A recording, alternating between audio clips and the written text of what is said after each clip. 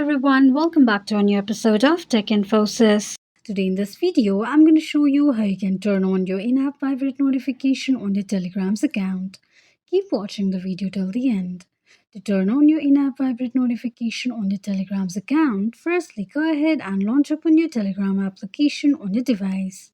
From the home page, tap on Settings option at the bottom right corner of the page. You will end up on the settings page of your Telegram's account. Tap on Notifications. Now scroll all the way down and tap on In-App Vibrate to the right side to turn it on. This is how you can turn on your in-app Vibrate notifications on your Telegram's account quickly and easily just in few steps. If you have any thoughts or queries, let us know in the comments section. Don't forget to subscribe to our channel for further updates. Also, press the notification bell icon so that YouTube will notify you whenever we post a new video. I hope this video was helpful to you. If it was, just go ahead and give us a thumbs up. Feel free to comment down any suggestions or improvements to be made to our channel by commenting on the comment box.